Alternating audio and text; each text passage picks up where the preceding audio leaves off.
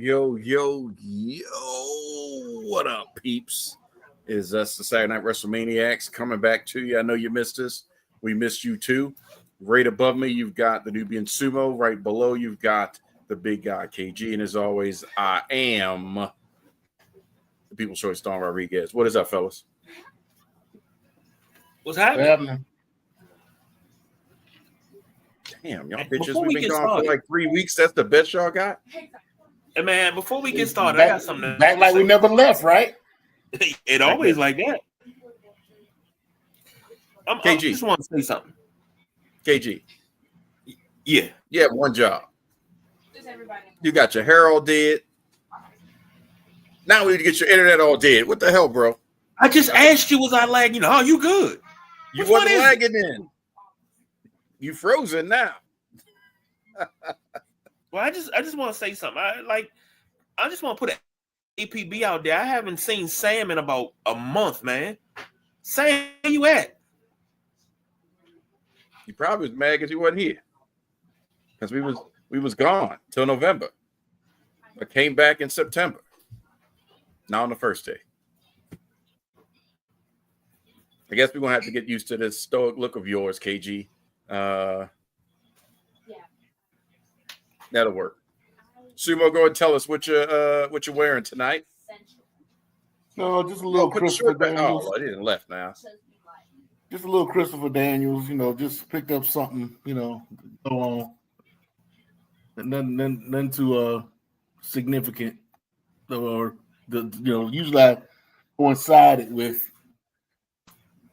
something that's happened, but nothing's really going on with Christopher Daniels right now, other than him playing manager to Scorpio Sky and what's Top Flight. Well, in AEW, because they call themselves the Top Flight Sky Team or something like that. Just whatever. But while we talking, want to give a congratulations to Kalani Jordan, who last night at Victory Road in TNA won the TNA Knockouts World Championship. Yep. A lot of stuff going on with that championship. It was supposed to be a title match between Masha Slamovich and the champion Ash by Elegance. Mm-hmm.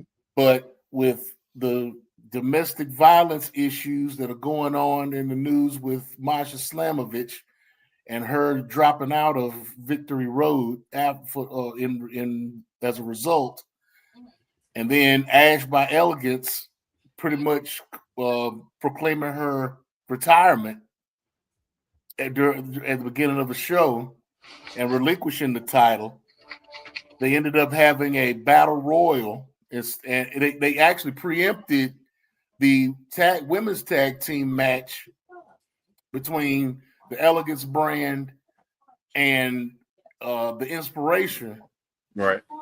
And made it a battle royal for the number one contendership. But the way they did it was the last two people in the match would go up against each other head to head toward the end of the show for the title, and it ended up being Jaja Lee, who's former WWE, and then also Kalani Jordan, who was the only WWE talent in the battle royal. So she wound up pulling it out, and so now she's the TNA Knockouts champion. So congratulations to her in her win. Yep. Another fire stoked in the impending invasion, which is now going to be a PLE event just announced. So, well, is it a PLE? Yeah, it's a PLE. It's on Tuesday night. Oh, they're treating it like it.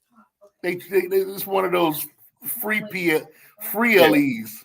But you got to remember, can't laugh at it, because what was TakeOver in the beginning? It started out as a PLE, as a free LE, and it just started growing and became its own thing. But Takeover started the same way, so I'm hoping that this sparks the fire for what we talked about in the past about WWE helping TNA secure this television rights deal, and then that they get what they got going, and we talked about the cross promotional stuff and where that's going to go, and that's some TNA belts that are under WWE ownership at the moment, based off of WWE talent, or more so NXT talent winning them. So it writes itself at this point. So I'm optimistic. So Tuesday, I'll be tuned in for this invasion, as long as they do it well. But they are cooking down there. KG, welcome back. You're muted. There you go. Just want to know, am I better? Am I good? I don't know about better, but we can see you.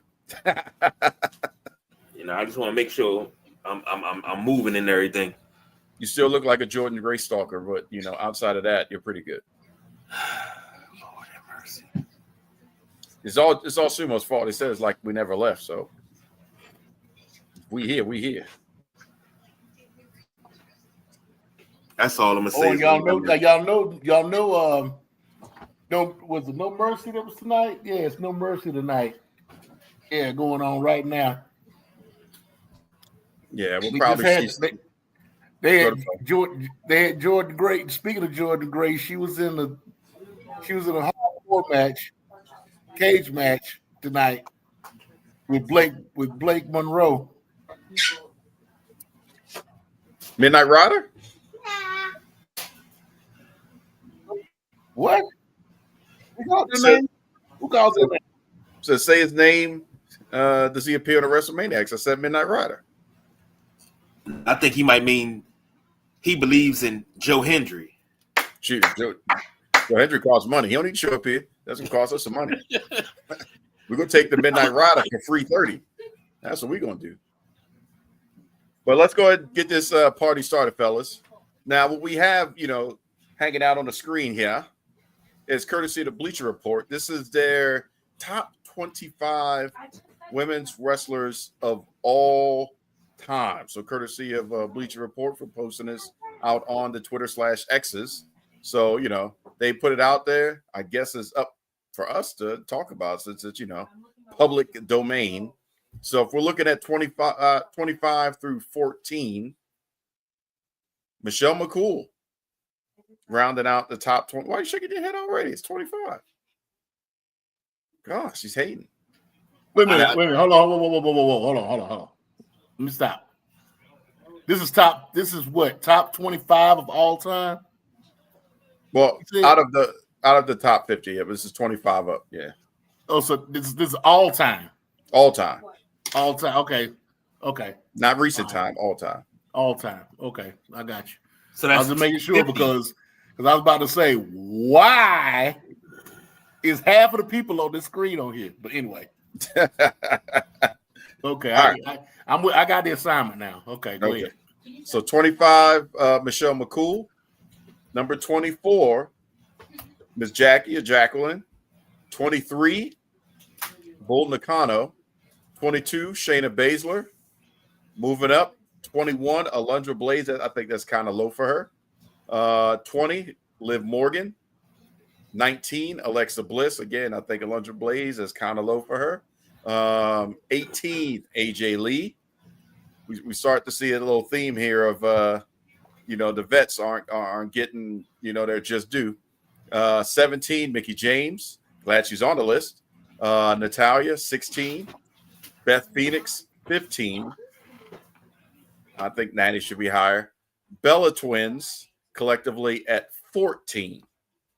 So just looking at that can only tell you that as we go up to number 1, we already see the picture, which isn't the problem. So there's no spoiler there. But this is, in history. So number 13, they have Io Sky. 12, Paige. 11, Ronda Rousey. Of all time. Come on, Bleacher. Lita, top 10. Okay, you belong. Asuka, we could maybe make an argument at number 9. China at number 8 belongs in top 10.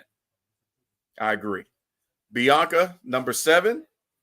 We could talk about where she is in position, but Bianca, I think she's done a lot. Bailey, number 6. Again, doesn't get any love for all that she's done, apparently. Number 5, Sasha Banks. Number 4, Rhea Ripley. 3, Trish Stratus. 2, Charlotte Flair. And number 1, Becky Lynch. So we started the top 25 with Michelle McCool, ended it with Becky. Of all time. And, so again, and they don't say this is top 50 WWE of all time. They just say this is in history, actually. Period. In history, yes. So every wrestler in the top 25 of all time was a WWE superstar. At some point. I'd say, I probably argue that Bull Nakano, her legacy is touched in WWE, mostly in, WCW, or in, old NWA. But, she's the only one. And maybe, I guess, EO for what she's done in the past. But those are the only two that really have something outside of being created by the machine or nurtured by the machine. And this is all WWE, and with the exception of truthfully 2 people. How do you spell that first part? And Asuka. Well, I'm sorry, 3. Yes, right, Asuka. And Ronda Rousey. Well, I don't know. I have to keep Ronda in there as WWE because we're talking wrestling. So, she came through the machine, and that was no other impression. We're not, the UFC, to keep them separate.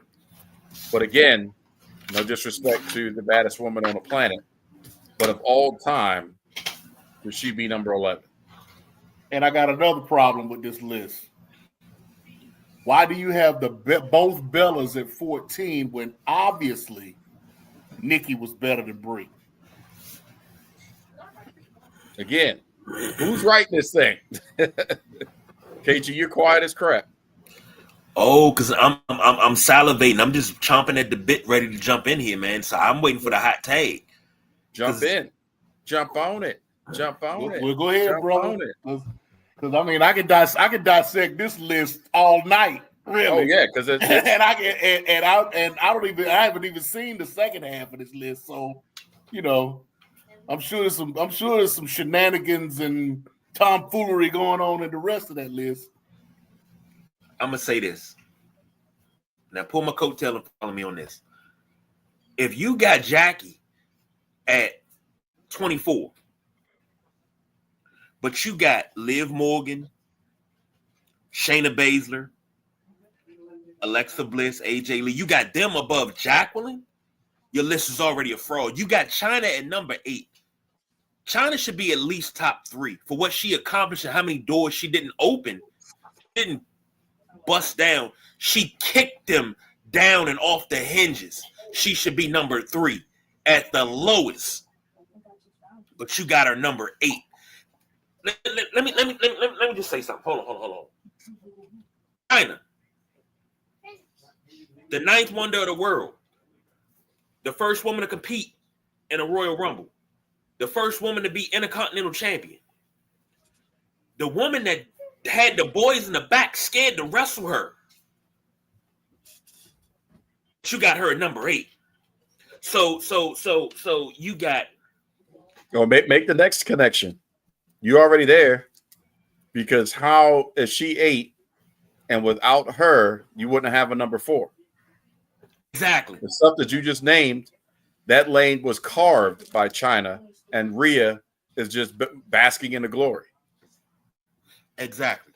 They got it right with her being over Beth because without China, you wouldn't have a successful Beth Phoenix. And that's just. And actually, without China, you wouldn't have a successful Bianca Belair. I didn't see. Did you name Beth Phoenix on this list? I don't. Yeah, She's on there, number 15. 15. Okay. Beth Phoenix being that low. We're talking the Glamour Zone is at 15. All right, Like, well, are you serious? let's change this up, Sumo. We'll start with you. Do you agree with number one in history? In history, Of all time, number one female women's wrestler in history. Should it be Becky? Has Becky transcended enough to be number one? And that's a tough call because it is we're a still tough growing call. in this division. That's a very tough call because the men you could make almost a definitive statement in some instances. Because on top of everything else is the popularity list. So and it's WWE centric. So, but just off the people that we have that's on this list, all 25. If this is what we had to go off of, and us smart marks here at the Wrestlemaniacs, we had to pick and agree on the number one. Would you agree with Becky being number one? KG says no. So KG, you saying no? Who off this list? I'm having a hard time saying no because I can't really defend her not being.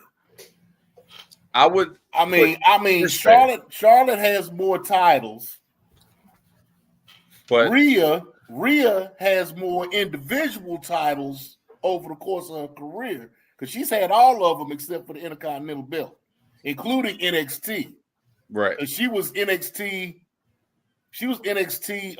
Not only NXT tag champion, but she was still the NXT singles women's champion as well. So those are things. That's something that Charlotte doesn't have is the NXT UK title. I would put Trish out of this list. Trish should be number one. And the only reason why I say that is because out of everybody here, if it wasn't for Trish, the women's division would have become mainstream. Yeah, between Trish and Lita. Yeah. Now, Lita was still, I would still keep her where she is. But Trish, and the fact that she still comes back and she's performing at a high level, who's talking about? I think it was somebody in an interview was asking Rhea Ripley, I believe it was. Maybe it was Rhea or it was somebody. I don't want to get it wrong, but they were saying, "Hey, give me your Mount Rushmore, and should Trish be on top?" And he said it's kind of hard to say because she hasn't really left. If you think about it, Trish is every decade, every couple of years, every year almost, you see Trish in a Royal Rumble, one-on-one match. I mean, she's been consistent, whereas everybody else may pop in, pop out, a Kelly, something like that. But she's pretty consistent. So it's like we just really never lost Trish. So that would be my number one. You agree with that, Sumo, or you think I can go with that. Wait. You notice how many modern women are in this? We're talking all time. So we're talking from the beginning of wrestling until where we are right now. That's why I said it's a popularity contest. Right. It's a popularity list. But if we had to take it off of the people that are on this list, who could we agree upon as number one? I said my vote would be Trish. It's tough to look at this list, man, because no Moolah, no Mae Young, no Rockin' Robin. What was my girl name from Glow? Big Mama. Come on now. Or Ivory. I mean, there's names. We could go down the list of names. There's no Awesome Kong. There's no Rocka Kong. A lot of people. Yeah, there's a lot of individuals that should be on this list. Gail Kim is not on this list. There's no great WCW. Actually, if you're gonna make a list like this, Jordan Gray should be on there. Yeah, but we need to agree upon number one. I say Trish. KG, who do you say off of the 25 women here? who can you lock in? China. Okay. If I gotta go down against China. Sumo?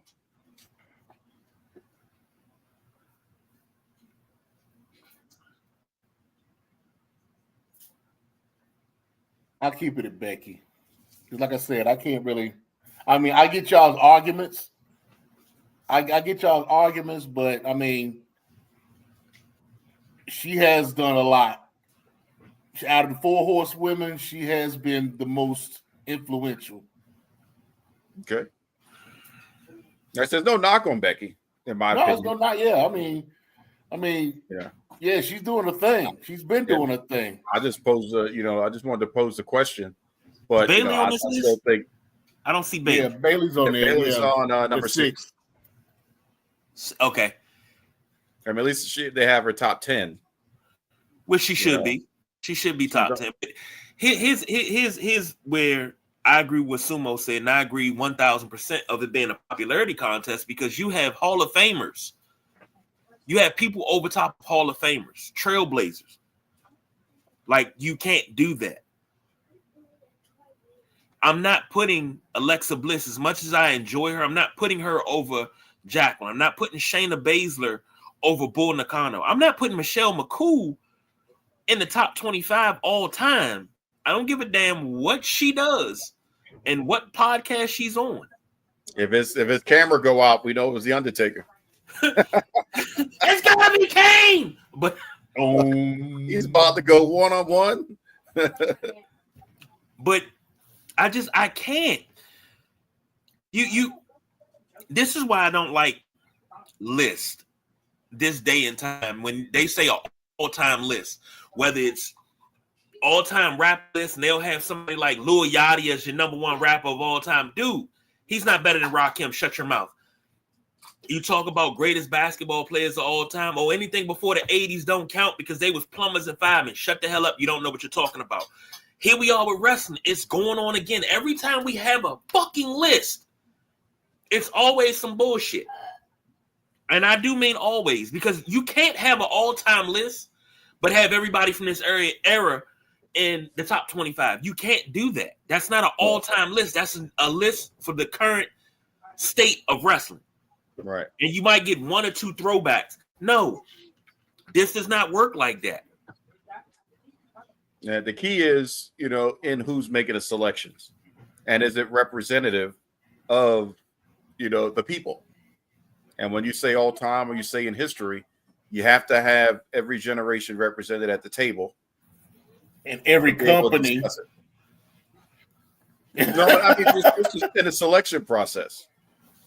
Because somebody that watched wrestling and through the 80s and the 70s going to be like, how are you going to put, to KG's point, Becky over so-and-so or everybody over Jacqueline or some of the other female superstars that have been, throughout. And to Sumo's point, how are we forgetting, some women from Stardom and New Japan and, if we're talking women's wrestling, then you have to be inclusive in it, because I guarantee you the men's list is probably going to look worse if we were to dig that up. Agreed. I can tell you probably 1 through 10 is the bloodline. I remember.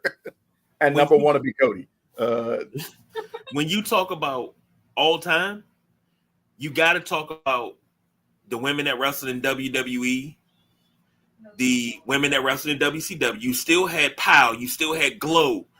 Then you still coming to the forefront in modern times. You still got Stardom and all of those. You have so many different entities. TNA. What's the one Sumo with Trisha Dore was in? I say wrestling. And shit, I'm drawing GFW. You got so many different entities that you gotta mix in there. But if you only do mainstream, this is not an all-time list. This is just a list of the most popular wrestlers that somebody that's probably 25, 26 years old can name, because they've never seen every generation of wrestling. Okay, so I'm not saying go through the list, but out of 26 to 50, what does that look like as far as diversity when it comes to being outside of WWE? What does it look like? You mean for what we have now? No, I'm talking about 26 to 50. It's not tagged in this one. I just pulled for time because we got a couple other things that's a little bit more saucy to talk about. Right. I'm just saying if you had access to it, if you saw it, I mean, what does it look like? Don't get me to lie. Does it look about the same as far as about the everything same? being WWE? I can only imagine it'd probably be about the same. Or everybody that we would think would be that should be up there is in the top is at the bottom. But I mean, I guarantee you, all your older wrestlers, your 80s wrestlers, your 70s women wrestlers, I guarantee you, all of them are way, way, way down at the bottom. They so far at the bottom, you need a backhoe to dig them up. Yep, I will say this though: the people that probably did this, they probably would have voted the best tag team of all time to be the Killer Bees. I'm just saying. That means you was on the daggone list. I mean, on the you on that committee for that list. Oh no, I didn't make the list. Speaking of lists, congratulations to Stephanie McMahon for being an early but first announced inductee into the 2026 class of the WWE Hall of Fame. So that is pretty exciting that Stephanie McMahon will be going into the Hall of Fame. On a counterpoint, though, it's kind of interesting that Shane's son, who I'll leave out just because I don't know, is he still a minor? I think he's in high school. I could be mistaken, but one of his sons commented that, hey, what about my dad? And why is he not going into the Hall of Fame? So, what's your daddy ain't Triple H? That's why. Yeah, that's true. That's true. But speaking of our pal trips, speaking of Hunter Hearst Helmsley, KG's boy, what's your thoughts? Because we haven't talked about it yet. But way back on September 10th, there was an article and appreciate courtesy of WrestleOps, but there was an article put out that president of TKO, Mark Shapiro, says, and I loosely quote, that Vince McMahon was primarily pricing tickets for families and wasn't focused on maximizing the opportunity to increase their costs for tickets like TKO is focused on doing. Case in point, how many, if you could show on two hands, how many episodes of Raw you've been to in your lifetime? Just take a second to think about it. Just to be able to just buy a ticket, calling up on the phone, going to the arena, at some point going through Ticketmaster online. But, how many Monday Night Raws have you been to? Just if you can fill up two hands worth, that's great. If it's only one hand, put one hand up or whatever number you got. I'd say about 8. Can't really see it. It's one hand. I got the background thing, but I got 8 up. So I'm in for at least 8 that I can recall. That I know I've got pictures for and all that stuff. What about you, Sumo? Well, I know I haven't been to too many because I don't really like going to live shows like that. But I could probably claim 3. Okay. KG?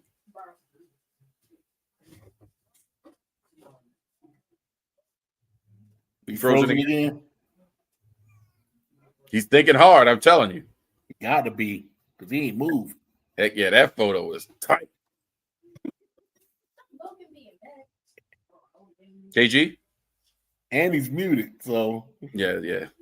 We don't know what's going on, but that question there, he's really focused on this.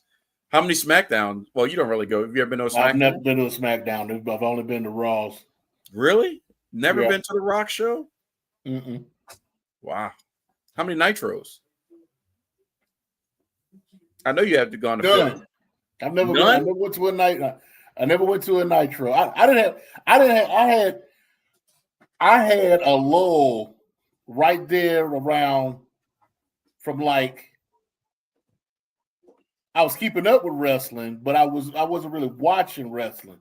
I was really more reading wrestling, kind of like between 88 and like 96. Wow. Because I was in college and I was trying to get myself together and all this and that. So I wasn't really watching, and I wasn't really making money like that. So I couldn't be going to no shows like that. Oh man, I figured you would at least, if nothing else, would have either went to the Raw or the SmackDown. I'm sorry, not Raw, SmackDown, the Nitro or the Raw during the invasion time period when DX invaded the Georgia Dome. No, they invaded the Norfolk Scope. Was it Norfolk? I thought they was in Atlanta. So WCW invaded NX. They went Norfolk when DX came in with the tank. They were in Norfolk. You sure? That wasn't Atlanta? No, they went to Norfolk Scope. I thought they was at the Georgia Dome. No, okay. They wasn't the Georgia Dome. Mm-mm. Okay. KG, welcome back. So the question that you were thinking hard on was how many Monday Night Raws could you say you've done in your lifetime? I'll be honest with you. Every time I've had a chance to go to Monday Night Raw or SmackDown, and I actually one time the tickets were $50 to go sit right by the rail, and I was gypped out of my $50 by a family member. Oh, and I didn't get a chance to go. Every other time. Oh my God. What? Ladies and gentlemen, the sissified Bob has been silenced. No. Obafemi Your lost the belt. And new NXT champion. Absolute Ricky Starks. Saints. I have to go ahead and repost that picture of me and him doing the start. No more bops. No more bops. The bop will hopefully disappear, and he'll end up in SmackDown sometime. Don't say that. Between now and SummerSlam and Survivor Series. He mess around, be Oba Bearcat Jr. And or he mess around, come back as Grande Americano. He'd be Grande Africano. I wouldn't be surprised. He'd be Papa. Could you do you can't do a Papa Shango Jr. Actually, there has been a Papa Shango Jr. Are you serious? Hey, I was going through my YouTubes last night, and there's somebody put up a video talking about how there were clone Kamalas. There were multiple Kamalas within like the independent scene. Like there was a Kamala Jr. and there was a Kamala number 2, and there was a Kamala, son of Kamala, and all. But then there was also a ripoff of Abdullah the Butcher. There was a ripoff of Bobo Brazil. Somebody calls it Bobo Brazil Jr. But then they also had a fake Papa Shango. Now I know they do a lot of stuff like that in the Mexico scene, and the WWE doesn't really take action like that. But you would think that to protect the Papa Shango character, they would have taken action. The Kamala character, old Vince would have taken action. It's not like when somebody's an Anderson That's a common name. So you can't go unless they are Yeah, saying but you I'm related still to got to Arn. go through. I mean, I don't think Ken Anderson went to the Andersons for permission because he wasn't affiliate. He wasn't called himself being But isn't that his affiliated. last name? I think that is his real Anderson is his last last name. name, yeah. Because Right. he was Kennedy. He just couldn't use Kennedy. But somebody like Chris Wright, who was C.W. Anderson, Right. who calls himself a cousin to the Andersons, and He got actually permission, went to didn't he? Arn and got Yeah. permission to use the Anderson name. Right. Something like that. Then you got Brock Anderson, who's the son of Arn Anderson. That's an automatic. Right. So yeah. But yeah. But that's Papa Shango Jr. Yeah, but We need a Boogie Man Jr., a little boogie. Go on YouTube and look up like Kamala or fake Kamala or whatever, and see if you can find that video, because it was interesting to see all the different variations or variants of. That's crazy. Out of everything that they cease and desist, they allow that to go. KG, you still there? You frozen? Well, again, Vince wasn't watching anything outside of WWE, so he didn't care. And if somebody came to him with it, he would question it. He wouldn't necessarily probably because they weren't big enough. Like, they weren't big enough, and they weren't on TV, so he didn't care. Yeah. So, reason why I post this is because the Blue brand is coming my way in November. I'm like, all right, if I decide to go ahead, scoop up some ticks and stuff like that, let's see what we're talking. I used to be able to rock a ticket to the Blue brand. KG said $50, would have put them right there, ringside or close. Baltimore Arena is about 100, 120 to be right there, camera side. But, section 200, was always good enough for me. Right there, camera side, good to go. I have my seat picked always. I wasn't like, I guess I was kind of like green shirt guy before green shirt guy, because I would go up and I just flirted with the lady at the ticket booth, and I'm serious every single time. She was like, you come to pick your ticket, yep, and then give me that one right there, and then that was it. So the cheapest seat that I could get is going to run you $65. That may sound good. $65, if you think about a bowl arena, is right up where the curtain is, high up, upper deck, super upper deck, because they've even got the deck cut in half. So it's not like you have your upper deck and it's 65 all the way down from A up to Z. No, we're talking A through, I think it was H, was still 97, and then H up was 65. So that means that your visuals, if you're in an arena that doesn't have a good jumbotron, is minimal. You're basically there to just hear the pyro and scare the crap out of you and listen to the music, and you're not going to see them for 65. Did they give you an oxygen tank, or did you have to bring your own? Yeah, shit. Thankfully, the Balo Center isn't as bad because AEW had seats like that, but I'm buying a large amount. So the way AEW had their stage, it was smaller, so it came back further, so you were able to see a lot more, and it actually put us right there to be able to see the entrances. So I got some great entrance pics. I mean, we posted it on Sideline Junkies, website and stuff like that, so you can see exactly where I was. But so it worked out. But for the WWE production, there's so much more stage, and then the curtain goes over because you've got the nighttime, backdrop. You can't see anything. As you get down to your middle bowl, we're in 150, 160, 170 on the sides, still by stage. And as you wrap your way around to the camera side, hard cam side, and opposite hard cam, which is the pressure side, that's $200 and some. And then let's not even talk about down below, because we're talking 350, 4 or 5, and the coveted WWE experience with the chairs. That's over $1,000.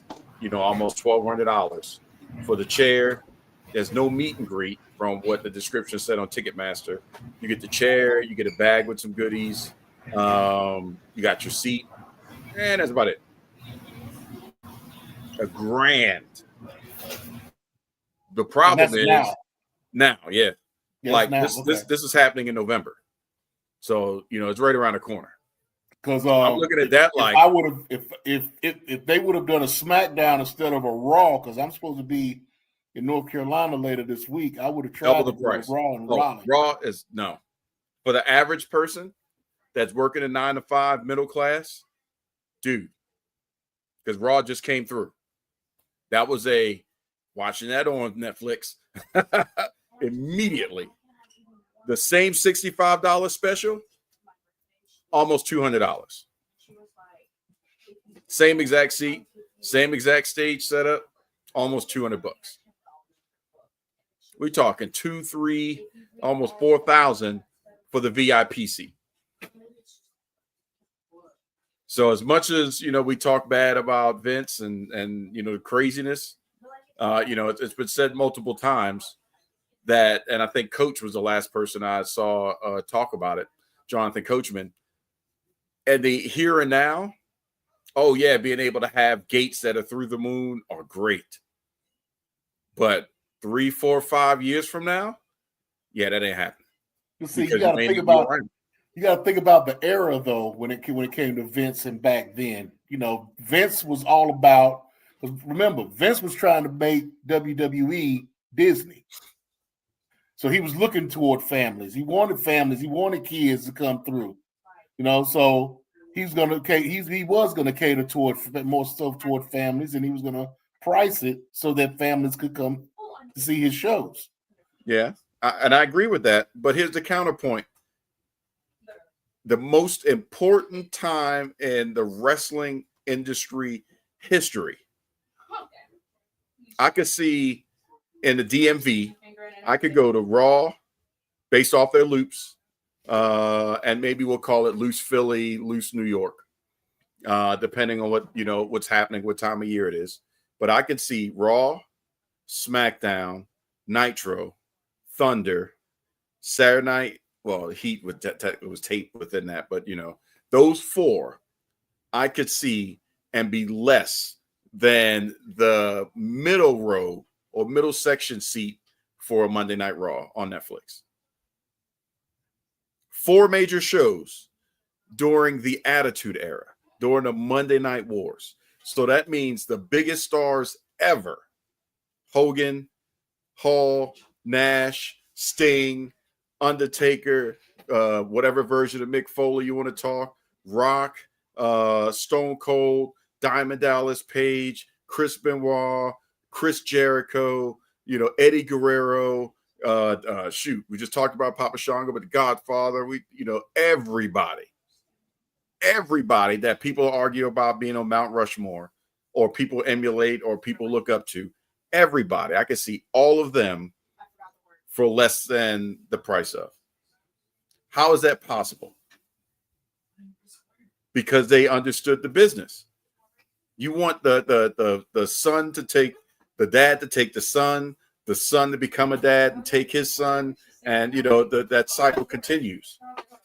Now with Netflix, you have more family, more exposure. That's great. But down the road, if everything is priced at $1,000, shoot, I can't go. You got a large family, what are you doing here? Am I going to drop $5,000 before concessions and souvenirs just to be able to be in the building? That's a lot. KG, we got you. Before we lose you, what's your thoughts on just this situation, man? I mean, that would be a great segue into what I got vitriol about, because that's it right there. Okay, well, I mean, if you got it, don't hold it. We're gonna get ready to let it go in 5, 4, 3, he got some beef.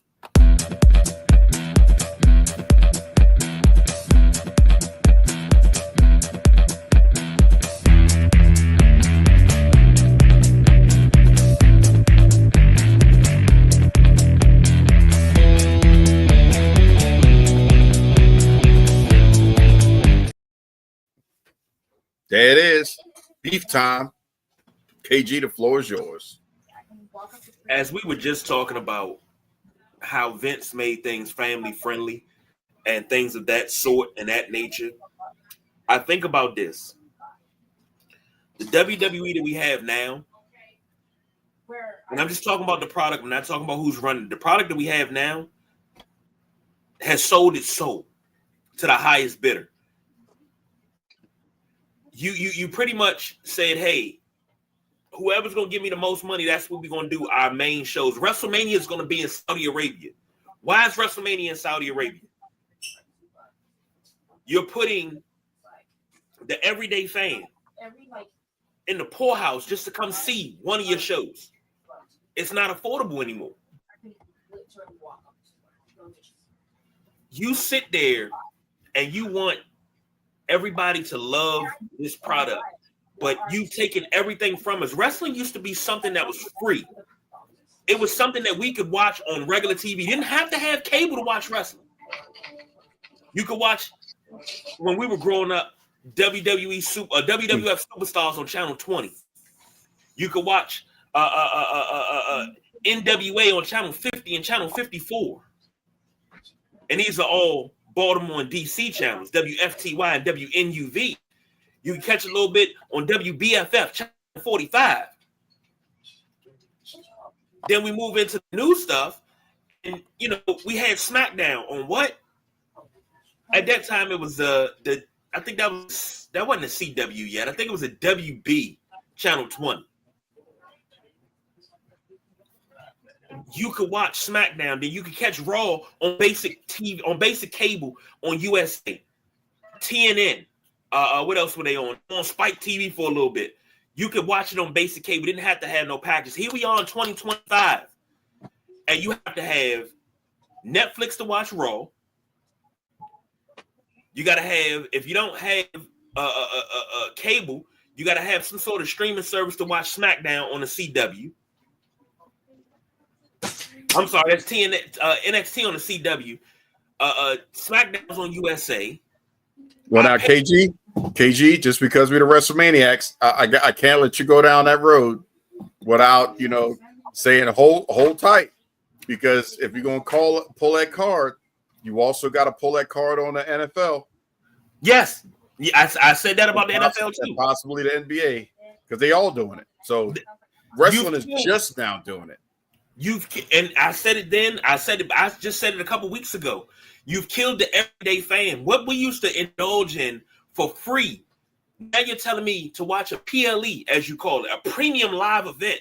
I don't know what that is. I know what a pay-per-view is. But you're telling me I got to pay an extra $30 because it's not included in my ESPN package that I already paid $65 for. You've killed the everyday fan of wrestling. I just know the bag is going to be. As fans, to bring it all the way inclusive to wrestling, on that fateful day in 1986 when Dusty Rhodes talked about hard times, this is hard times for wrestling fans.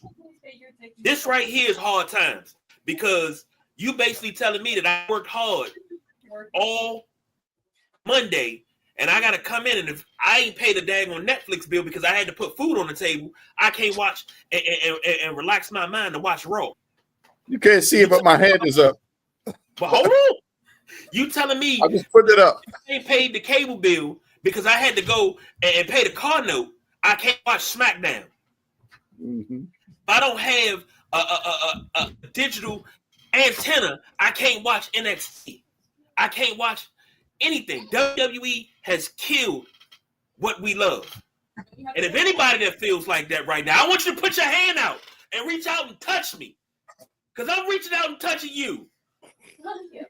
Because this right here, this is the hard times Dusty was talking about. This is the hard times.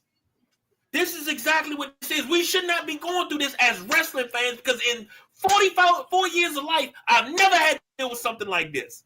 I can't even watch wrestling properly because I don't have all the streaming channels. I'm trying to cut the streaming and make my bills go lower. You want me to pay more to watch what I love.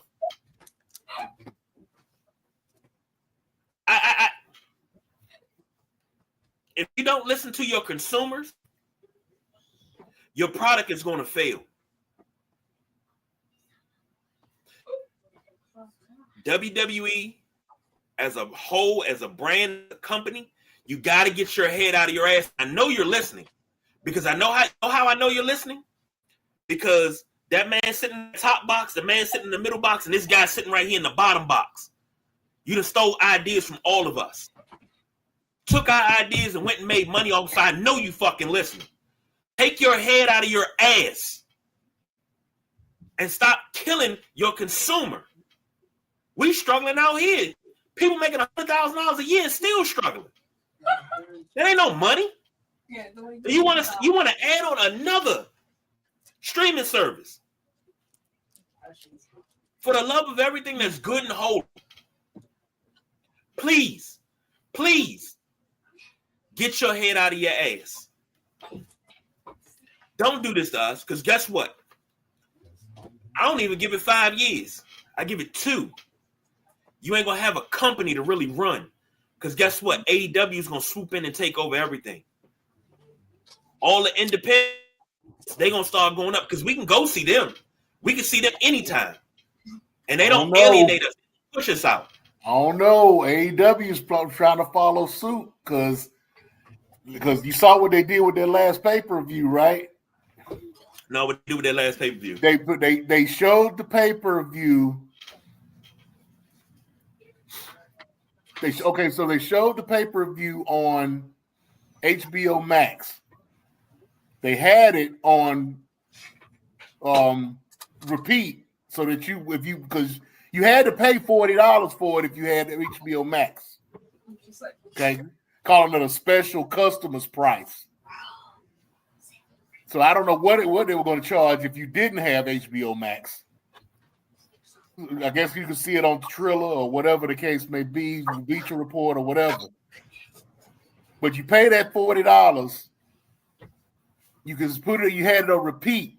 Now, earlier this week, they announced that they took it off of repeat and put it video on demand, and you had to pay extra to see it again if you wanted to. So not only are you paying for HBO Max, you got to pay to watch the pay-per-view, and now if you want to see it again, you got to pay extra to see it again if you want to see it again. And no telling what's going to happen with this deal with Time Warner and Paramount. If Paramount Plus winds up swallowing up Time Warner, they're talking about getting rid of SmackDown on Time Warner on Paramount rather. So it's a mess, man. It's crazy. It is, but guess who's gonna be there? They can get rid of SmackDown on there, but Old Faithful still gonna be there. Good old USA. And then it's also affecting YouTube TV. They be like, "Come on home." But KG, and it sounds funny, during one of my kids' birthdays, we went to Spare Time, and as soon as I walked in, they have this little robot that delivers the food that was walking around or rolling around the atrium. And as soon as I saw that, I immediately thought, hard times, because how do you go home and say some little cat robot took my job, daddy? Who's delivering the food? Not the server, not the runner.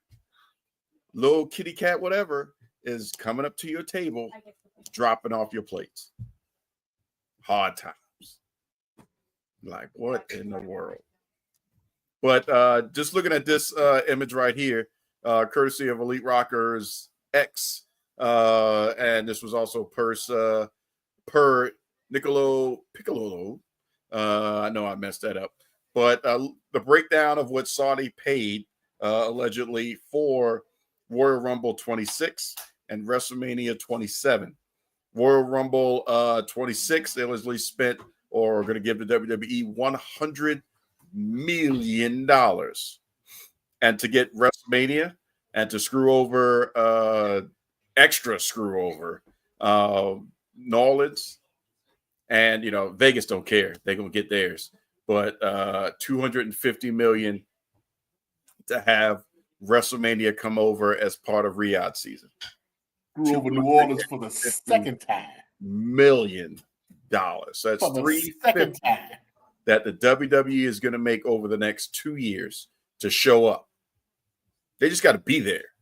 And they're getting paid $350 million. That's not factoring in ticket prices. We haven't even got to the gate. We haven't got to merch. And the superstore. That's another $100 million right there. Just off of just being there. That's insane. Hold on. Let me say something real quick. And it's to Anthony's comment about he don't think WWE seems like they're gonna run out of business. You know how to make WWE run out of business? If we as the consumers stood together and cut the shit off.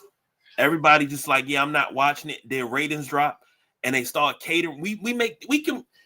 This goes not only for WWE. This goes for government. This goes for everything. If we pull together as a people, we just saw it happen. We can drop them to their knees. Look at what happened with Jimmy Kimmel. They pulled together as a people and got him back his show. If we pull together as a people, we can drop people. We can drop the government, the company, all of that to their fucking knees, man. Now, for the record, I just want to put out there that we enjoy all of the government companies and everything that makes the world go around. So we are not advocating a mass boycott or anything else. The Saturday Night Wrestlemaniacs nor the Sideline Junkies Podcast Network is out here talking about boycotting anything to the extreme. We're just making an observation like they do on SpongeBob. Just want to put that little disclaimer out there. Don't come for KG Neck. Don't come for us. Please don't come for us. Yeah. No, come at me. But I'm serious. If we as the consumer, we're the ones consuming the product. If we want change, we got to incite change. We got to say, hey, we're not going to watch this until you change this. We're not going to attend your shows until you start bringing shows to our cities and making it so that we can be able to afford to get to the shows. Get it? I get inflation. I get you got to make money. But damn, you were making money when Vince still had everything family friendly. Come on now.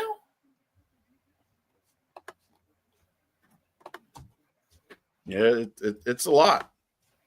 But, I just thought that was interesting. I saw they've been plastering my socials like, yo. And I'm like, okay, let me just finally go ahead and commit to see how much the tickets are. And then I was like, no. As much as it sucks, I really want to, go. But, man, can't do it, dog.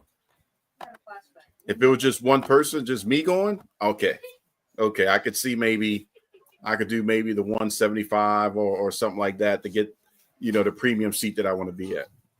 But trying to inspire another generation and let them see, the awesomeness of and enjoy, man, if it's not a Christmas gift. Nobody told you to be out here raw dogging. They made rubbers just for you. They did, but them Jimmy Wang Gang said, oh, no, it feels better the other way around. Gots to get that in. You needed to choppy the pee-pee long time ago. No. Why do you always want to be choppy in somebody's pee-pee? Well, not necessarily choppy, more like snippy. No, God. Keep your Bobbitisms away from us. Now, let's change gears. There's a theme here. Courtesy of PWI Pro Wrestling Illustrated. They just released their PWI top 500. And Cody, for the fourth time, has been number one in back-to-back years. Before we get to the top 10, that's all we'll cover on this one to see if we agree. For the men's side, do we agree with Cody being number one? This is not of all time or anything like that, and going super down any rabbit holes. This is just off of PWI's list of what they have. Cody is the guy. Now again, number one. Now we got parameters now. Right. We didn't have parameters in the first list. We got parameters here. So this is going by win-loss records between August the 1st of 2024 and July 31st of 2025. Win-loss records, championships won, quality of competition, major feuds, prominence within a wrestler's promotion, and overall wrestling ability. That's a lot. That's a lot. But at least it streamlines. So do we agree with Cody being that guy? Under those situations, I would probably have to say yes. Agreed. Because, he is QB1. Yep. I would agree. When it comes to wrestling as a whole, Cody Rhodes is the straw stirring the drink right now. Mm-hmm. And get around it. And to quote, somebody that's not a friend of mine, but a friend in my head, the situation, the comeback is always greater than a setback. And, Cody is living proof, from when he left because of that dashing situation and Stardust and all that stuff. He just wanted to, be his own man and do his own thing. Go do that. And then to come back and, be the guy, the needle mover, and as much as we would like to say it's Roman, but Roman is a little more part-time-ish now. He's done what he needed to do when he carried the company. But Cody is the guy. And I'm quite sure, sorry about that, Hollywood will be knocking at some point. But if Cody's number one, let's go ahead and take a look at 10 through 2, because we agree. And shout out to PWI, Pro Wrestling Illustrated, for their 35th annual. Something we look forward to. Something, there's not a lot of magazines anymore. Stuff that, you would want to go to. Well, back then, quite sure you guys remember, I would get them from Rite Aid on that little spinner rack back then. Yep, where they had the little comic books and stuff like that. Now, sometimes it'd be over there buying nudie magazines. But, get them from the grocery stores. Remember, just rolling in the grocery store and begging your mom to, can I get this, please? Oh, my gosh. Wow, they picking up their, well, I don't know. Depends on what you was looking at, because it was next to Word Up or it was next to, the CBS soap opera magazines. But, wherever you got it, shout out to PWI for still being around and producing. And just, I'd like to say, being pretty legitimate on how they determine it. It is the Bible of professional wrestling. Yep. They ain't gonna get around it. Bill Apter has done very well and is continuing to do well with this and other publications he's got out there. Now, for you to see the full list of all 500, buy the magazine. They are releasing the magazine for the December issue, so you can pick up the December issue to see all 500. But we're not going to go through all 500, because once you get past like 50 or 75, you're not going to recognize a whole lot of these names. Mm-hmm. But unless you know, right?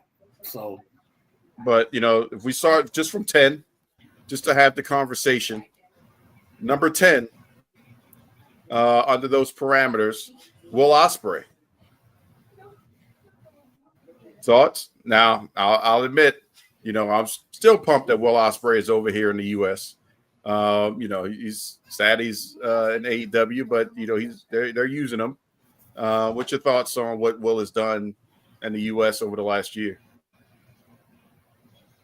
Well, he has won titles. He did have the international title for a while. He was in a lot of major storylines before he got hurt and got out of here. I mean, he was pretty much running AEW at one point. So he was the go-to at AEW. So yeah, I would say top 10 for him would be good. Yeah, and he put the word "bruv" in my household, so said my kids running around, "Hey, bro," it's just those little things that's what really makes people generational talent. To quote MJF. Now, Sue, I'm gonna need your help with this one because I'm not sure who this ad is. Caristi Com X. Who is that? Who's this? Number 9. I know I should have took a second to vet it. I got Mystico at number 9. Mystico. Yeah, no, I got the list from PWI, and that's Mystico. Yeah, I didn't look at it. I that's the one. I don't know how I oversighted that one. So I guess whoever did that used their actual their IG names. Yeah, so that's Mystico. Thoughts? Number 9 over Will Ospreay. Oh yeah, I can see that. I can definitely see that because he is the John Cena of Mexican wrestling. Agreed. He is. When you see him come out on his entrance, oh yeah, they lose their mind. His is worse than Seth Rollins. His is worse than Cody. I mean, he got that Bad Bunny type pop. That's what I was about to say. Yep. So yeah. Everybody in Mexico knows his interest music and sings along with it, and he's just the guy. He's just the man. Should he be 9? Ever since he left WWE to come back to Mexico, and they wound up changing Sin Cara's for him because he didn't work out in WWE. Right. He's just been building himself back up. Like you said, the comeback is better than how'd you put it? Better than a setback. Better than a setback. So yeah, that was him pretty much in Mexico. Him coming back after not really doing well in WWE and just building himself and building his name back up. So I can see that. I can see him being over Will Ospreay. Actually, I can see him higher up that list. That's what I was going to say. Should he be higher? But we'll talk about who we got coming. But I think he may at least somehow be 6. But number 8, I can see him top 5. Yeah, I can definitely see him. I can see Mystico as top 5. Yeah, because one person in the top 5. I think the only reason why is if we're talking win-loss record, they've just had more matches. That they've just been given win. I'm not going to name a name, but you can figure it out. But number 8, Seth freaking Rollins. One of the backbone. They talk about 4 pillars in AEW. Rollins is definitely one of the pillars in WWE. So do we agree Seth Rollins being so low in the top 10? I mean, in those parameters, he's taking some L's, but it's for the storyline. Well, remember, we got to deal with before August. And what he was injured too alleged. And he was injured for a while. So alleged. So I mean, I think he's just a victim of circumstance. Like I said, it's a storyline. And then with him in the feud with CM Punk, him in the feud with Drew McIntyre.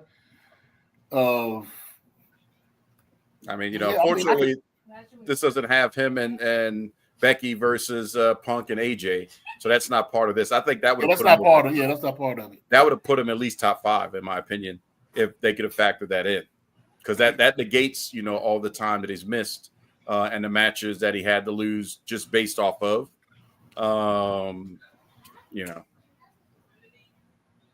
especially, because of that with number 7 being Swerve. And this is no, shame on Swerve. First of all, shout out to Swerve for being the only, and let me double check that. The only person of color on his list. In the top 10? Yep. Yes, that would be the case. Well, unless you count Cody. Could, but let's say with a little bit more melanin. Cody is half Cuban, so yeah. Well, I said a little bit more melanin. And Jay. Oh yeah, true. I apologize. Oos. Yeah. So okay, so he's not the only one then. Jay, they got dropped off first, but so Jay's in there. We're good then. Yeet. Yeah. Yeet. So Swerve at number 7, Oos at number 6. Should Jay be as low? I think Swerve is good where he is. I think Jay's good where he is. At number 6? I think so. I mean, we're talking about impact. We're talking. Oh yeah, we are talking about impact. But Adam Page over Jey Uso. I'm not saying that. You think he's good where he is. The only way for him to be good where he is if 5 through 1. I say he's good where. Well, okay, so if you move Hangman out, because we hadn't gotten a Hangman yet, right? So they should flip flop. If you, yeah, I would give you that. I'll give you that. I'll give you that. All right, at number 5, this is one of I'll let you pronounce that. I was going to try it, but yeah. Go ahead. Give it a shot. Goto. This is a teachable moment. Goto Hirooki. Did I get that? Am I close? Go ahead. What did you say? Goto Hirooki? Hiroki Goto. Yes, you got it. Okay, all right. Because sometimes, like, is the extra O, is it Hiro Ooki? No, it would be Hiroki. Okay, all right. I was like, because sometimes with vowels in the Japanese language, they'll leave. It'll be there, but it'll be silent.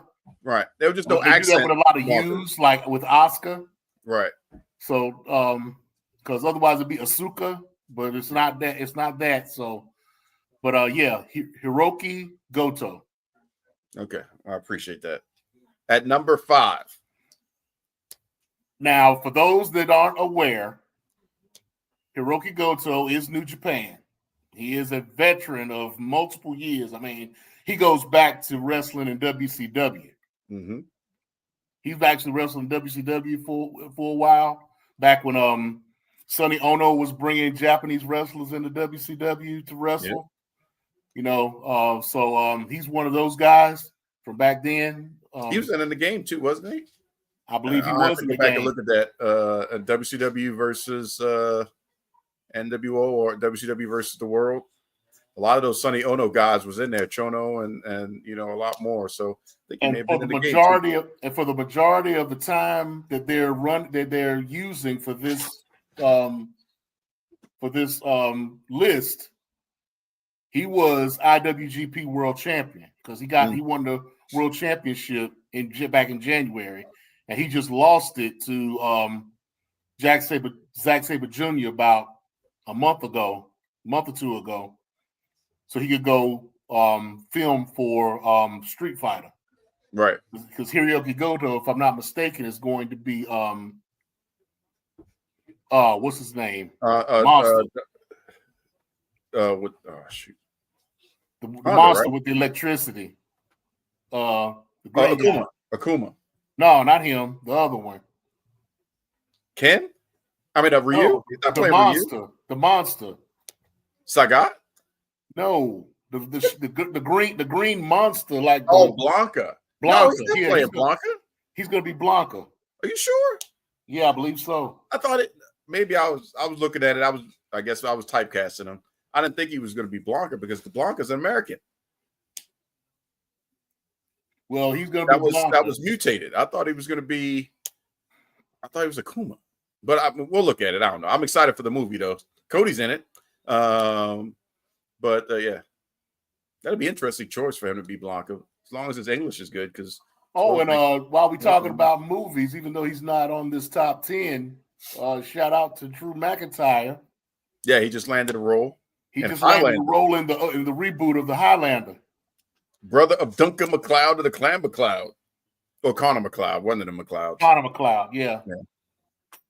Duncan's not gonna be part of this one. It's just gonna be he's gonna be Angus MacLeod. So this is further back in the storyline lineage. But no, this is going back to the beginning because the guy, that's what I'm saying. Yeah, further back. Because Russell Crowe's in the movie too, and he's gonna be playing the part that Sean Connery played in the original. Right. And you know who's going to be Kurgan, right? Dave Bautista. Really? I like that. I like that. Because it's weird right now. And I every time I forget the actor. I mean, he's one of my faves. But I used to look at him the same way I looked at Dolph Lundgren. Like, this is just a bad motherfucker. Until I look at him now, I was like, oh, it's Mr. Krabs. So every time I watch the original in the original movie, every time Clancy I watch Brown. the original now, I'm like, that's Mr. Krabs. Clancy Brown, yeah. And for those who are trying to figure out who he is, if you didn't watch the original Highlander movie, he was the main guard of the sergeant of the guards in Shawshank Redemption. Yep. When they were on the roof and they were tarring the roof, and they wound up getting the beer. He was the one who set that up for him. Oh yeah, he was the him and Michael Ironside for a little stretch. They were the villain's villain. You can go back and count numerous movies between the two of them. Like you saw one of them two in it, you're like, man. They got. I mean, if if he was a wrestler, he'd be a heel's heel. Yeah, I just saw those two in because for some reason on my algorithm on YouTube, I've been getting a whole bunch of clips from the movie Starship Troopers. Oh no, yeah, that's right. And they were both in that too. Yep. Like, oh man. So yeah, like I said, as much as that, man, those when he did the almost had his neck cut off on Highlander, and he went ahead and just pinned himself back together. It's like, what is happening? I got something to say. That's right. Like, yo, it's better to burn out than to fade away. Like, this movie is it's classic. So go watch Highlander 1. I'm telling you, and then have some fun. If you want to do the throwback, go watch the series. And then Trivia question. Name one wrestler that was in the match at the beginning of the movie. Wait. Shit. That was so long ago. I'm not going to lie to you on that one.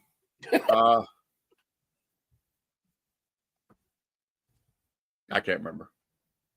You just saw it. You've been quite sure. Well, no, I didn't just see the whole movie, but I'm just saying at the beginning of the movie he was at a wrestling match. He was at a wrestling match. So I can't remember. It's been a while since I've seen it. Like a while. I remember Roddy Piper. Death. I remember Roddy Piper. Was Dr. Death in it? No. I remember Roddy Piper. I remember Jim Brunzell was in it. Okay. Because it was a tag team match. I want to say it was a 6-man. Those are the only two. Those are the only two that I remember right now. But yeah, I'm gonna have to go back and watch it again. That could be only one, KG. That could be only one. I am immortal. Well, I could have took that a totally different way because, behold the king of kings. There can only be one.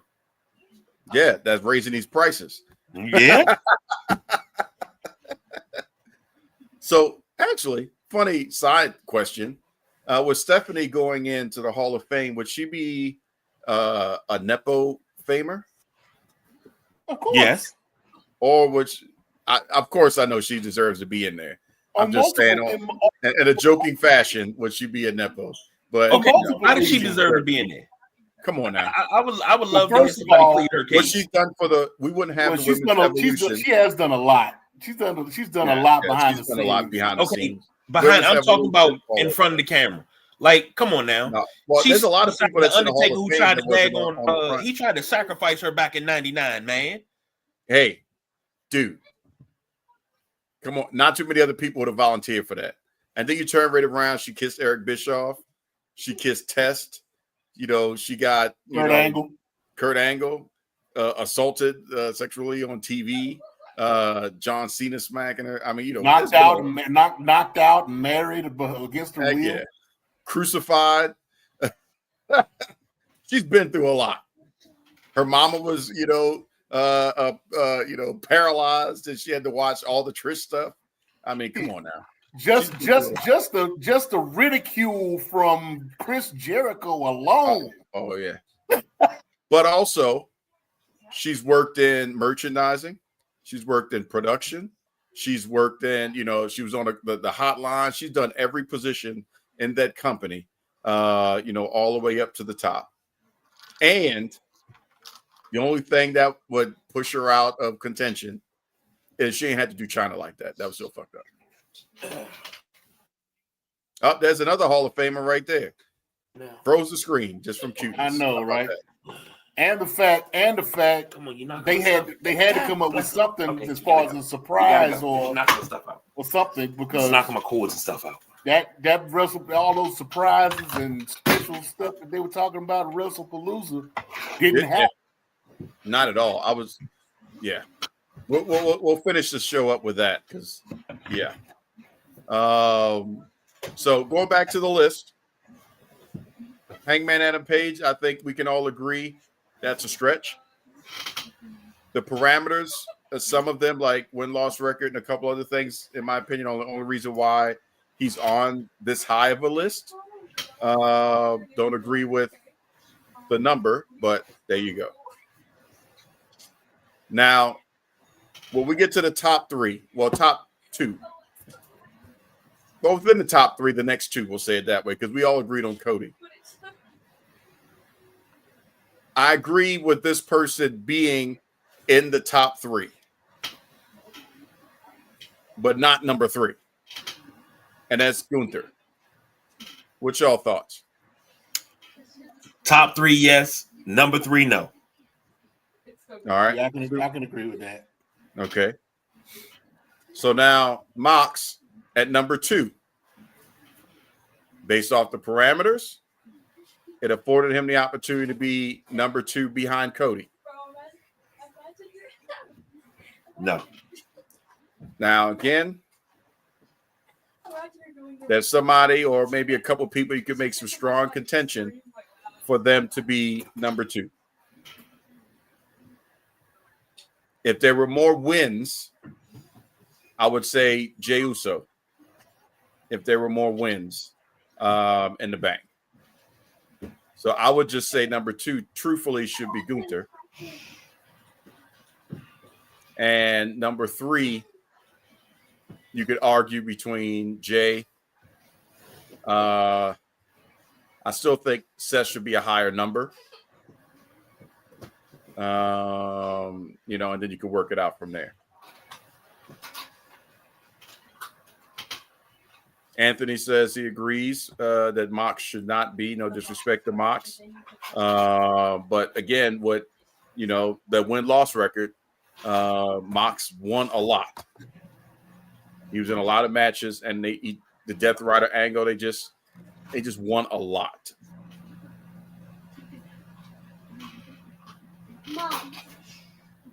Anthony also is asking a question: should Trips induct Steph? I doubt that he will, because that would really Nepo it up. I think he'll be back in production. But who should induct Stephanie? Do you think they're going to go with the attention grab of The Undertaker? Or should it be Jericho, who could be available? They had to get one of the ladies. Thoughts? Have to get one of the ladies to do it. That's Trish? the only way you can do it. Unfortunately, it's not. It should be Mae Young. If you think about it. How you gonna do that? I don't know how to really use that word. I said it should be. I said it should be. You think back about, doing that strong run. Mae Young was one of the most consistent people there, and Moolah. When it came down to Stephanie's angles and situations and stuff like that, you pretty much saw them together a lot. But, we got Trish. Yeah, that's right. You told me stories about It could be Trish and Lita, Or is that- showing the solidarity for the women. What about Natalya? Natty could work. There was that one that gave Honestly, your dad the dollar. there is one person, but nobody would know who they are because they generally, they know who they are, but they generally don't show them. I think it should be her daughters. And Aurora is, I think she's in college, so she's at least 18, 19. Because the person that should induct her is Vince. That's not gonna happen. Right. So, Aurora and the daughters, I think, that would be something. Maybe Shane. I don't know. I feel like they would not welcome back Shane with the open arms at the moment. It just feels weird. He's like that. He's like Bruno. Well, see, they would bring Shane in to kind of test the waters as to whether or not he would be wanted. Now the fans would love it. I think the fans will love it. Ross says he thinks Shane should go in before her. I get it, but Stephanie, like I said, behind the scenes, like we talked about, has done more in the business, running the company and stuff like that, and really making things happen. A lot of the jump in with the Vince stuff. Who they called? They called Steph to be over Triple H in reference to the hierarchy. She learned from her mom on how to run that business. I'll tell you somebody else that could probably do it too. Who's that? Mick Foley. Well, I know what that means. But I want to know what this routine is. Yeah. Would not be mad at Foley. No, the worst. See, if she hadn't have burned the entire bridge, the building, the water under the bridge, if she didn't just incendiary everything, I'd say Ronda Rousey. I love that. Yeah. But she just nuked the whole damn thing. I forget. That'd have been perfect for Ronda. Yeah, but Ronda's not trying to come back to WWE. No, I know, but I'm just saying she'd have burnt it all down. Yeah. But if that didn't happen and she didn't say anything and she was just being a mom, Ronda would be perfect. That would make so much sense because of that WrestleMania match and respect and blah blah blah blah. But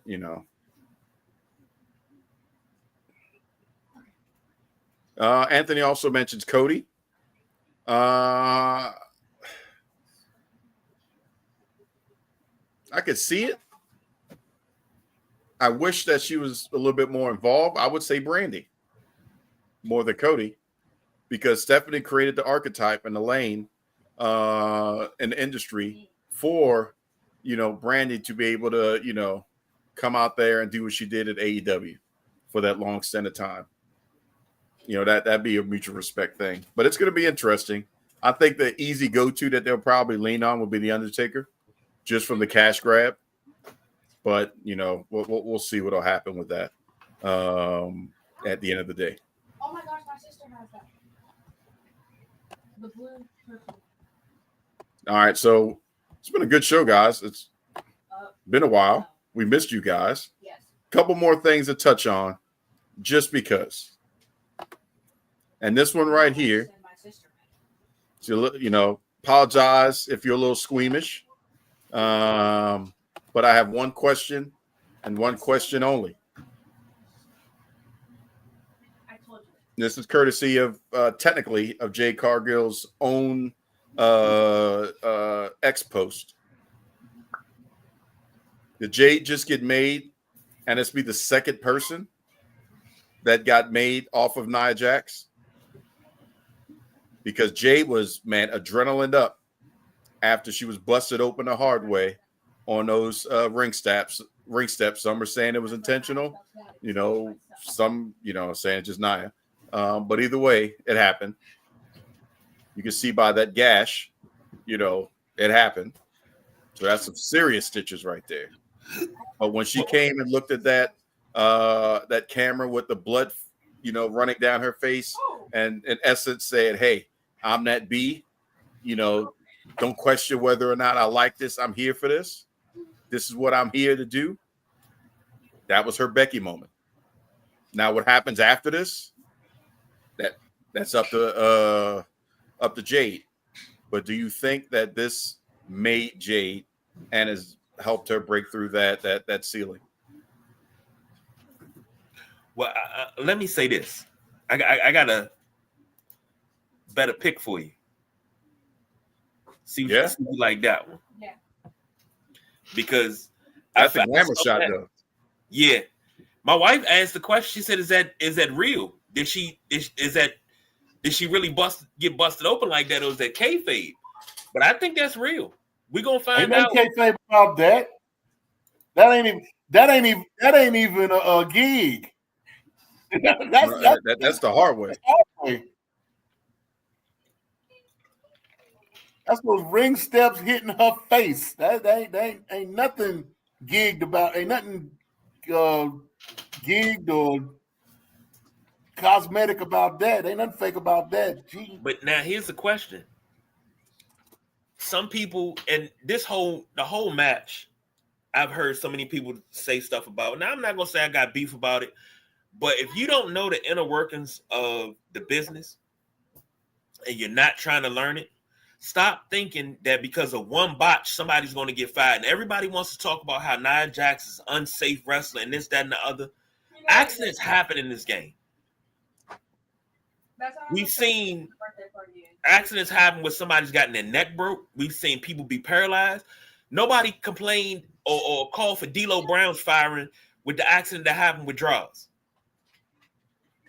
So actually, they did. They did? Yeah, they were calling for D'Lo's head.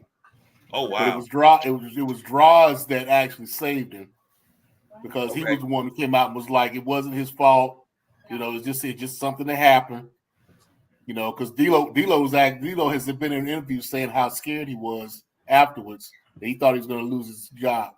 He's going to be blacklisted from wrestling. Wow. I never knew that. Yeah. Never knew that. Because I always thought, it was like everybody knew it was an accident because somebody threw something in the ring and he slipped on it. Yeah, that's what I'm saying. Yeah. It was an accident. That's what he was saying. That's what he said. And so when he came out with that took the pressure off of D'Lo. Yeah. But still, going back to the question, did this make Jade? I think she was already made. I think she was already coming around, but this right here, I think she was manufactured. If they run with this, she was working on what she was going to become. She hadn't gotten there yet. She was still a little green. But yeah, this is going to help her in the long run. And if she does the right thing with it, she will blow up from it. Yep. And to her credit, finished the match, was 100% involved, didn't, let this, stop her. She was still physical. So should there be a line outside of Nia Jax's dressing room door? Like, no. Can you bust me open the hard way? I want to be next. Oh, well, in that case, yeah. Because the man, number one on the list from earlier, wouldn't be number one on the list if it was not for Nia Jax. Agreed. Period. She'd be still, dancing the jig, steampunking it up. Period. Jade, good luck. This could be that opportunity. The question is, what do you fight for, and how hard do you fight for it to make sure that you cross that finish line and get the payout? Because if it's squandered, you're not going to get another one. because if you do, it'll be a career ender. Anthony asked a question. I know, Sumo, you kind of touched on it, but this is back to our earlier conversation about PWI. When this magazine does their rankings for the top wrestlers of the year, is it based on the wrestlers who are constantly on TV and storylines, or is it more by the quality of matches? So if you want to go ahead, Sumo, just cover the parameters one more time for what it was for PWI. With PWI, like I said earlier, they went by win-loss record, championships won, quality of competition, major feuds, prominence within a wrestler's promotion, and overall wrestling ability. So let's just take Cody, for instance. Win-loss record. How many losses has he had in the past year? Not a lot. Not a lot. Championships won. He's got the undisputed title. He's got what? Money in the Bank. And he's got Crown Jewel. Because they count that as a championship now. Then you got quality of competition. Who you got? You got CM Punk. You got Drew McIntyre. You got Seth Rollins. You got all of BFT.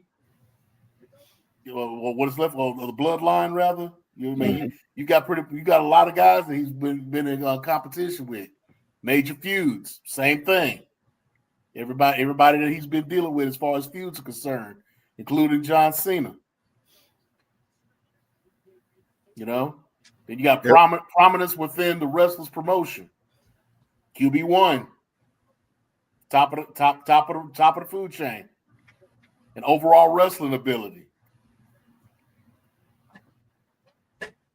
So I mean that's Cody right there. All 6 of those cover Cody. As you go down the list, you could probably make some differences. Like with John Moxley, I would say wrestling ability would be an issue with him.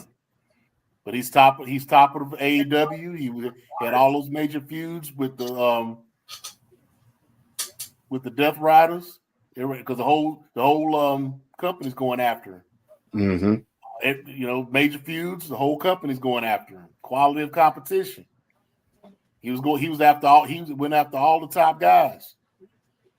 Championships won. He had the top prize in AEW for pretty much that whole time. That whole year. And his win-loss record was he didn't lose until recently. He didn't lose a match. Because he was in a lot, and it wasn't until after he lost that he was even in any matches on television too much that wasn't a championship match or any tag team top matches. So, yeah. So I mean, once you get down to through the list, you'll be able to use one of those 6 to kind of go against them being number 1. So yeah. Why is it cross-eyed? So yeah, a lot, but I'd say probably the most important thing that has happened in wrestling of recent note is this. WrestlePalooza, hyped up to be something epic, to say the least. First flagship airing or thing in the partnership between WWE and ESPN Plus. Granted, we did have the Jimmy Kimmel thing going on, but if we remove that out, ESPN gave WrestlePalooza a grade of a C. The way they broke it down in that article about something they just spent millions of dollars on. Io Sky versus Stephanie Vaquer, B+. The The Usos versus the Vision, C. AJ Lee, CM Punk versus Becky and Seth, a C. I don't agree with that one because I think it started off a little slow, but they told a hell of a story, and that was a classic story. Classic. I think they said that was produced by TJ Wilson. Yeah. Cody versus Drew, a C. John Cena versus Brock Lesnar, a C minus. And I understand the reason why that got it because that should not have been. Cena should have won that to wash out. I don't agree. No, I think he should have won. Brock already crushed him, and Cena was giving it up to say, "Hey, you just beat the Undertaker. I should not be Super Cenaing you when he was Super Cena." He made that call. Right, he made the call, but think about it. They just has nothing to lose here. Right, but they just set up his last match. His last match is not Brock Lesnar. Who's his last match going to be? Right now, the heavy favorite is Edge. Heavy favorite. But wouldn't you rather see John Cena come back and actually beat Brock Lesnar? I would if we had more time to build the story. But you've already built the story. No. I'm talking. You built the story by him losing this match. This should be at WrestleMania. This should be Cena cutting promos, Brock cutting promos in the ring. Traditional. How WWE does it to tell the story to set up the WrestleMania. Hollywood. Package.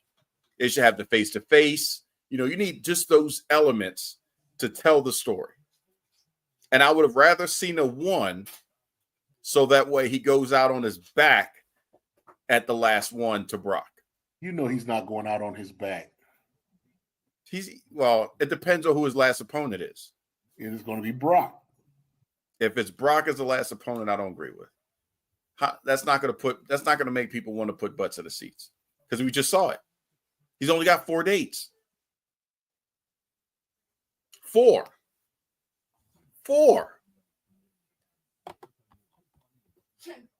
I mean, hold on. I'm gonna show you those 4. Don't you have a number connected?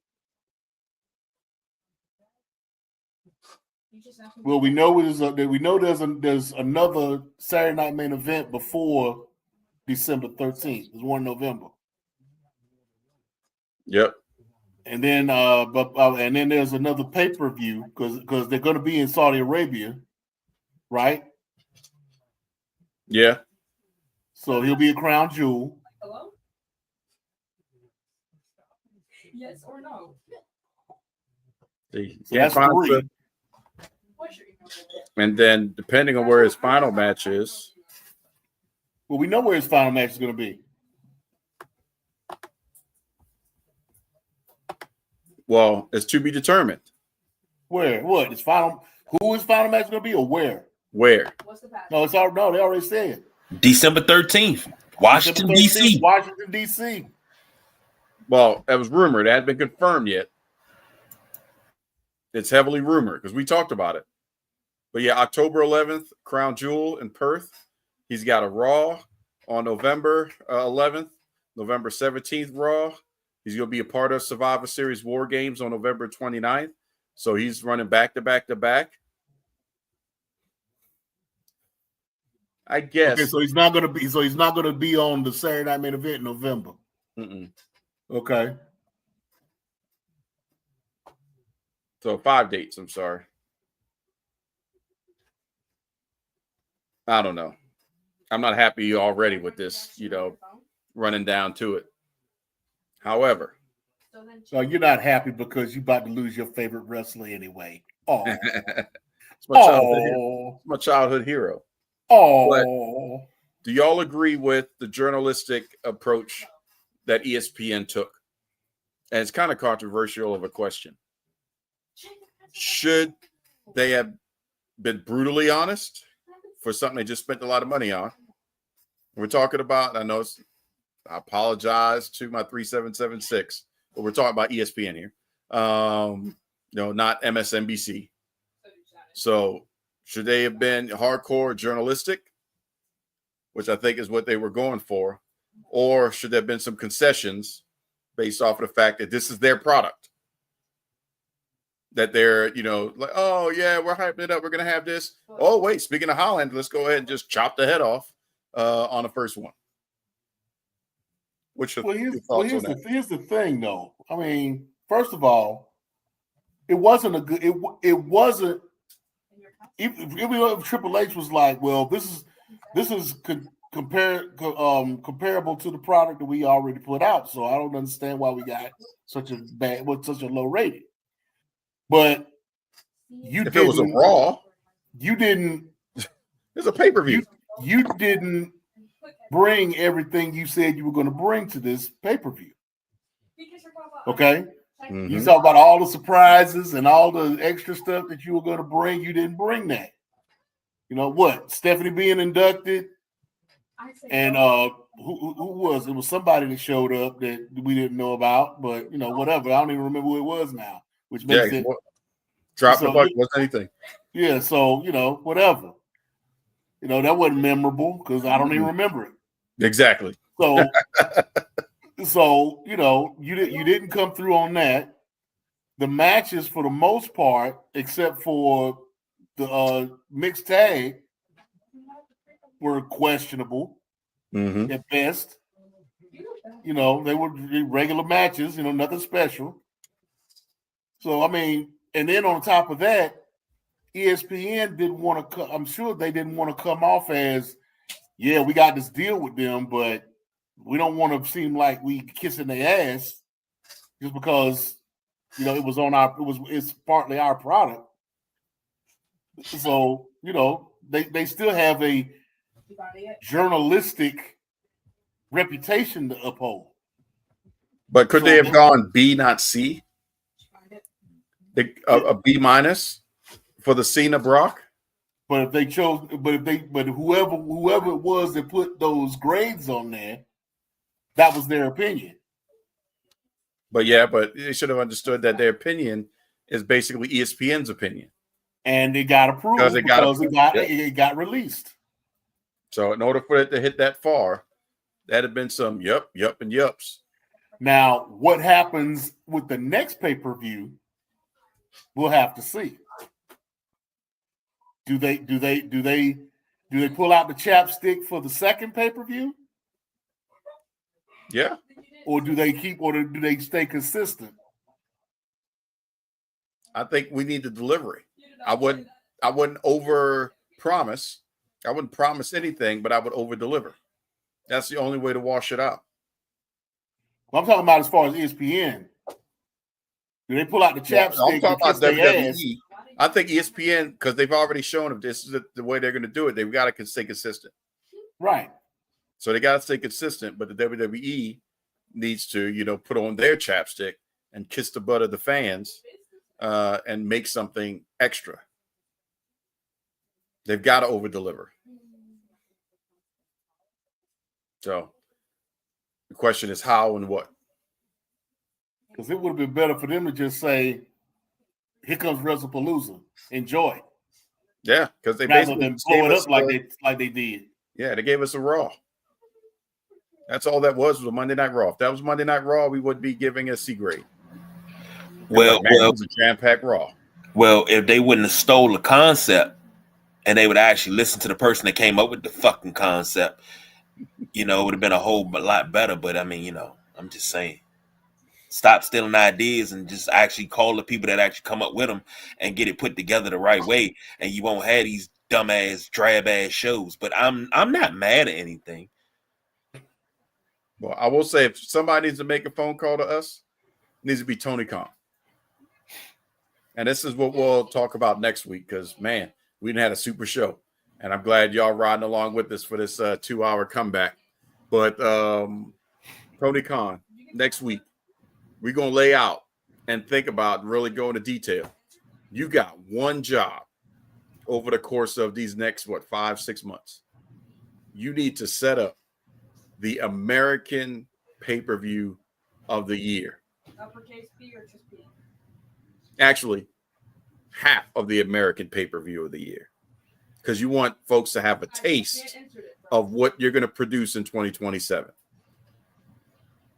So I'm talking star-studded, spend the money, spend your dad's money, go all out, pun intended, to get halfway there. You don't want to give them all, give them halfway.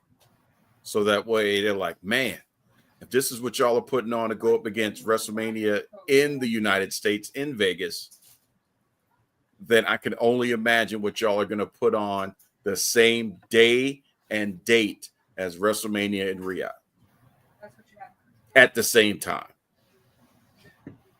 Make people choose. Why did you help? Don't concede. Don't go early. You make people choose. You were like, That's what we'll talk about next week and figure out who needs to be there, who needs to be a part of it. What can you do to really put butts in the seats that people will want to watch? okay, fine.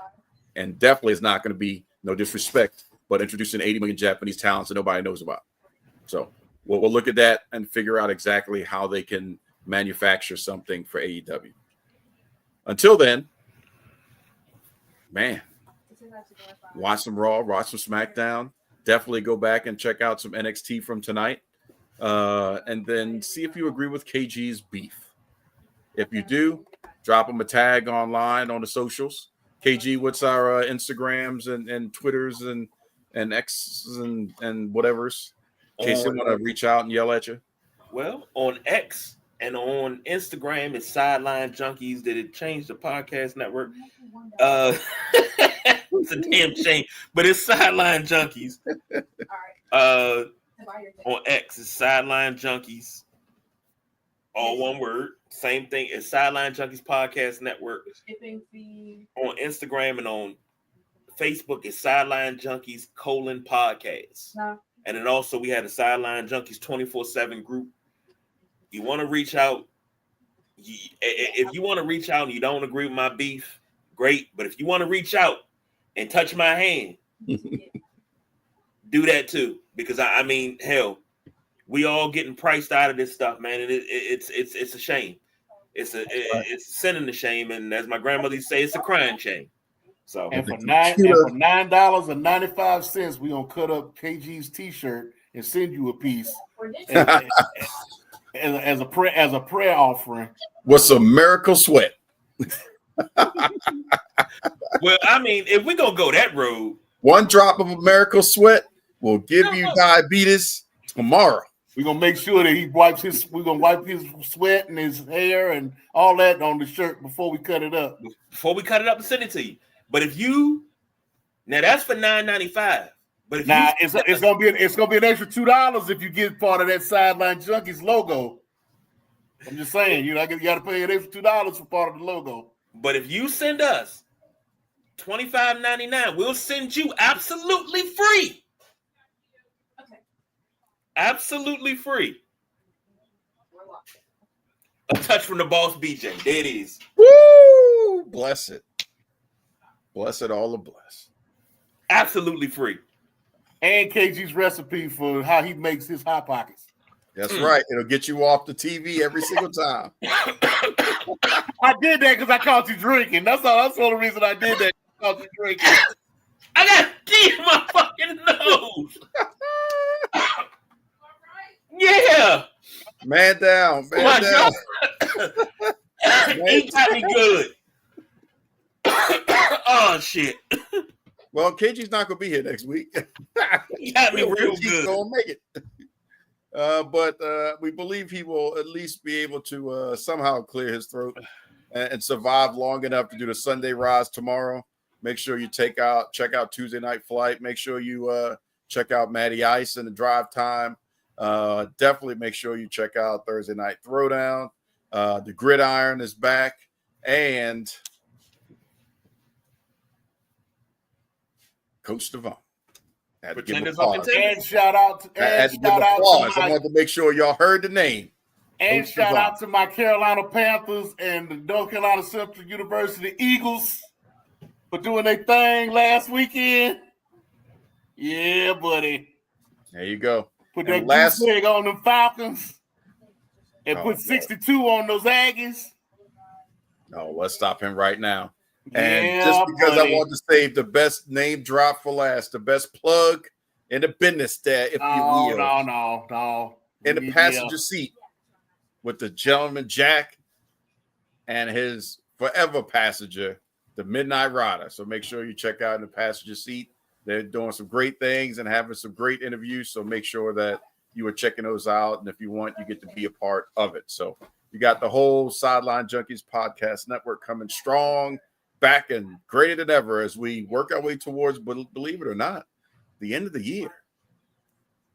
Man, think about that. We're on the road. You know, foosball is back. Basketball is coming back. I mean, you know, wrestling's about to get to the road to WrestleMania. You know, we've got a lot happening, and we'll be here to talk about it. But financially speaking, one thing we tell you is diversify your goddamn bonds. Konnichiwa, bitches.